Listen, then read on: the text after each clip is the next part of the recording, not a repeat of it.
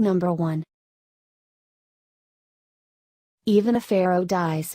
Though their titles called them undying, every pharaoh knew his end would come. And, though they built pyramids to take them on to the afterlife, every pharaoh must have had his doubts about what would come when they closed their eyes for the last time. Menkaure, a pharaoh who ruled in the 26th century BC, definitely had his doubts. When an oracle came to him and told him that he only had 6 years left to live, he was terrified. He did everything he could to avoid it. He decided he could fool the gods. As long as night never came, Menkaure figured, a new day would never begin. If a new day never began, time could not pass, and he could not die. So, every night, he lit up as many lamps as he could and convinced himself it was still daytime. For the rest of his life, Menkaure would not sleep. He spent every night up drinking and celebrating under artificial light, terrified of the moment when his light finally went out. Number 2. Akhenaten changed Egypt completely. Before he took the throne, the Egyptians had many gods, but Akhenaten cut out every god but one, Aten, the god of the sun. It meant a major upheaval in how Egypt was run, and it took a lot of work to do it. So much, in fact, that he literally worked his people to death. He built a whole new city, Amarna, in honor of his god. He moved 20,000 people there and had them build it, no matter how badly their bodies ached. These people had to push through everything. Based on the bones in the town cemetery, more than 2/3 of his workers broke a bone while they were working, and a good 1/3 of them broke their spines. The people were barely fed. Almost every person in the town was malnourished, and they were not allowed to do anything about it. If they broke rank and tried to snatch a little something extra, they were sentenced to be repeatedly stabbed. And it was all for nothing. As soon as Akhenaten died, everything he did was destroyed. His very name was erased from Egyptian history. Number 3. Cambyses was not actually Egyptian, he was Persian, and the son of Cyrus the Great.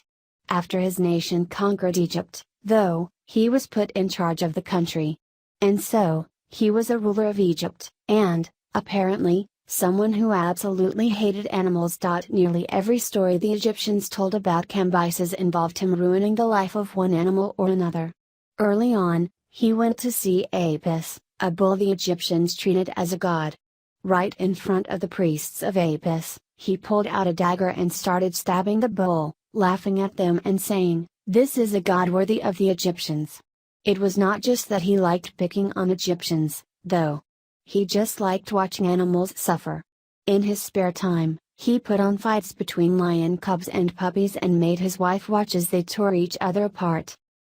Number 4. Ramses II lived so long that people started getting seriously worried that he might never die. In a time when most kings got assassinated within the first few years, Ramses II lived to be 91 years old. He enjoyed his time alive, too.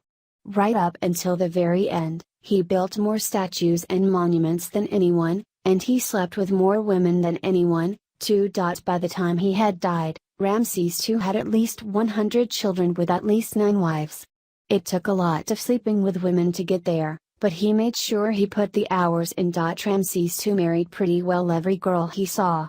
When he invaded Kedah, he refused to sign a peace treaty unless they handed over their eldest daughter.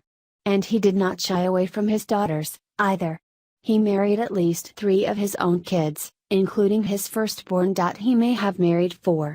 Historians are not sure whether his wife Hinutmire was his daughter or his sister, but, since this is Ramses II we are talking about, there is no reason that daughter, sister, and wife have to be mutually exclusive. Number 5. Amazis's people did not put up with him for long. He was a harsh ruler, and it did not take long before he was overthrown. This time, the revolution was led by an Ethiopian named Actisens, who was determined to take a gentler approach. Actisens had a new idea for dealing with criminals. Every person who committed a crime, he ruled, would have their nose cut off. Then they would be sent off to a town he called Rhinocolora, literally, the town of cut off noses. This would have been one hell of a weird town to visit. It was exclusively populated by noseless criminals, forced to fend for themselves in one of the harshest environments in the country. The water was contaminated, and they lived off scattered pieces of detritus that they found lying around. Today that sounds harsh, but for a 6th century BC ruler, this was considered the height of benevolence. Romans wrote about Trinoculora, calling it an example of Acticensus' kindly manner towards his subjects. Back then, if you broke the law and just lost your nose, you were getting off easy. Number 6. Amasis was not exactly the most polite pharaoh to ever sit on the throne. He was an alcoholic. He was a kleptomaniac who would steal his friends' stuff, put it in his house, and then try to convince them that they had never owned it in the first place. He got the throne by force. The king had sent him to calm down the rebellion, but when he got there, he realized the rebels had a pretty good chance of winning, so he decided to lead them, instead. Ever a master of tact, he sent the king his declaration of war by lifting up his leg, farting, and telling a messenger, "Take that back to the king." All Amasis's uncouth habits, though, actually led to some major reforms. When he had been a poor kleptomaniac, he had been sent to stand in front of oracles who were supposed to be able to divine whether he was innocent or guilty. When he was king, every oracle who had let him off the hook was punished for being a fraud. If they had really been able to speak to God, Amasis figured, they would have known he was guilty. Number 7. Hatshepsut was one of the few women to rule over Egypt. She had big plans in mind.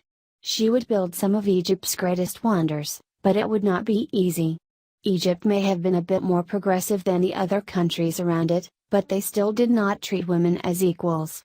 As queen, she a lot working against her. So, Hatshepsut ordered her people to only ever draw her as a man. In every picture, she was to be drawn with rippling biceps and a full beard. She called herself the son of Ra whenever she introduced herself, and it is very likely that she actually wore a fake beard in real life, too. She managed to accomplish a lot while she was alive, in part by tricking everyone into thinking she was a man, but it did not pan out. Her son ended up erasing her from history to hide that a woman had ever been king. He did it so well, in fact, that we did not even find out she existed until 1903. Number 8. Sesostris' son, Pheros, was blind. It was most likely a disease he had inherited from his father, but the official Egyptian story was that he had been cursed. The Nile was flooding, as the story goes, and Pheros got fed up with it for refusing to cooperate. So he threw a spear at the river, figuring that was probably how you make water go down, and, for his insolence, was struck blind by the gods. 10 years later, an oracle told Pheros that he could get his sight back. All he had to do, she told him, was wash his eyes with the urine of a woman who had never slept with anyone other than her husband. Pheros tried using his wife's, but it did not work.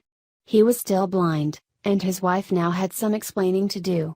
First, though, Pheros gathered up every woman in town, made them pee into a pot and poured it into his eyes. It worked. After going through dozens of women, Pheros found one who was not cheating on her husband and got his sight back.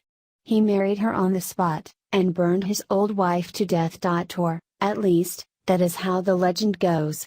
Of course, it is unlikely that Pheros really got his sight back through magic urine. Maybe he just needed a good story to explain a weird habit. Number 9.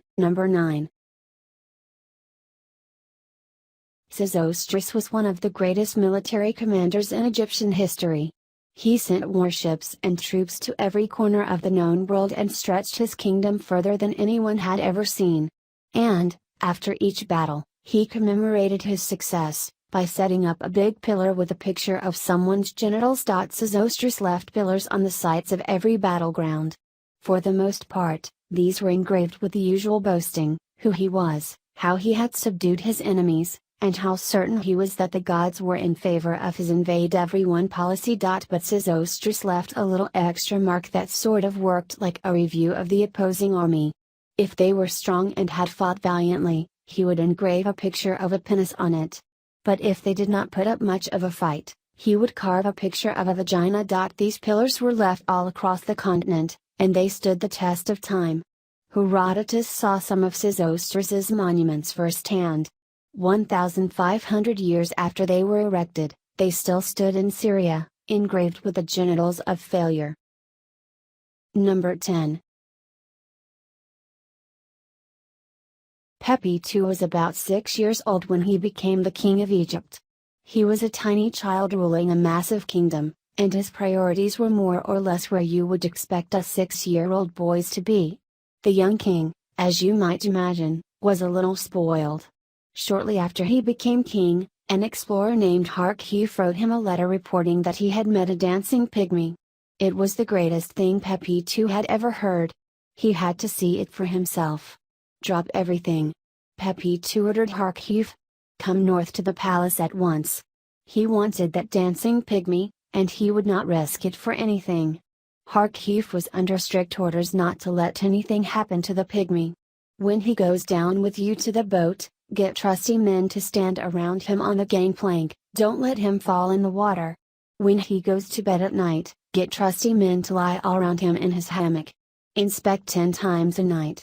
Pepi too got his dancing pygmy, and pretty much everything else he ever asked for. He was spoiled, to say the least, and he learned to accept that he was more important than other people. By the time he had grown up, he was so corrupt that he made his slaves strip naked, cover themselves in honey and follow him around just to keep the flies away.